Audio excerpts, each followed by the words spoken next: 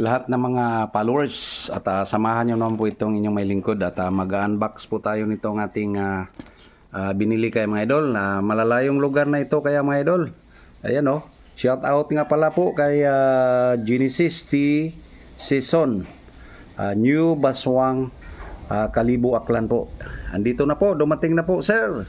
So ito, samahan nyo po itong inyong may lingkod kung ano po yung mga na-order po natin. Baka magustuhan nyo rin po ito mga idol. Ayan o. Balik na rin po natin mga idol.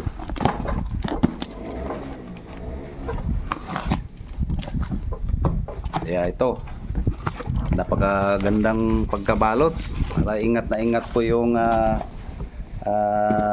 share po natin sa Aklan, Sir Genesis. Kaya ito po, kaya bubuksan na rin po natin itong pangalawang pagkabalot niya. Sealed na sealed po talaga. Ayan po, napakagandang pagkabalot nito. Ano kaya po yung nilalaman nitong idol? Ito po, ito yung order po natin sa kanya. Kaya samahan nyo po itong inyong may lingkod. Tapusin nyo po itong panoorin. Baka kakoy masurpresa din po kayo nito.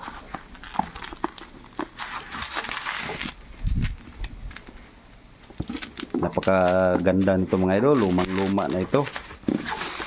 Kaya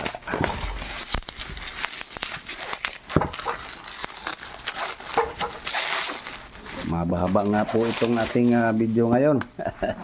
Ito na po oh. Balot na balot po talaga. Wow. Ayan po. Gandang pagkabalot. Talagang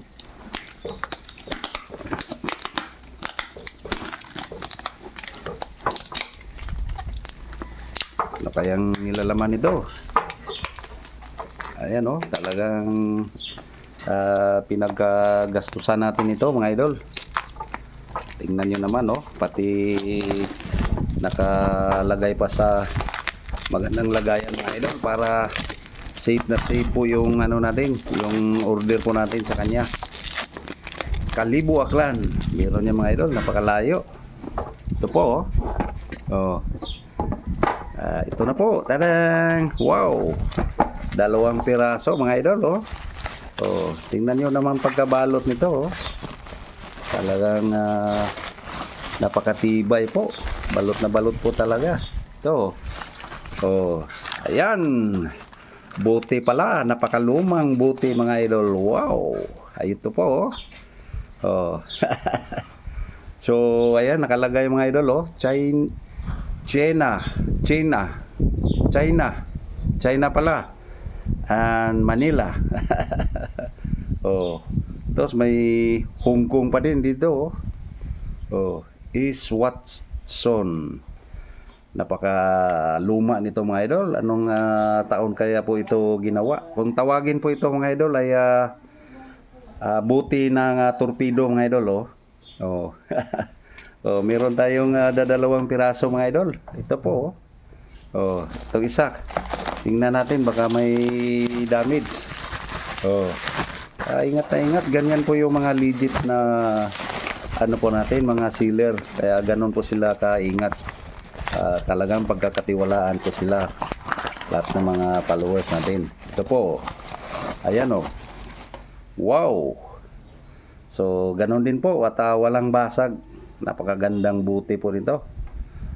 Oxidized na po sa sobrang napakaluma na nito sa ilalim ng lupa at mga nahukay lang daw po ito. So sana po na nag-enjoy po kayo sa ating pinaisilip ngayon sa umagang ito. So maraming salamat po sa panonood po nito.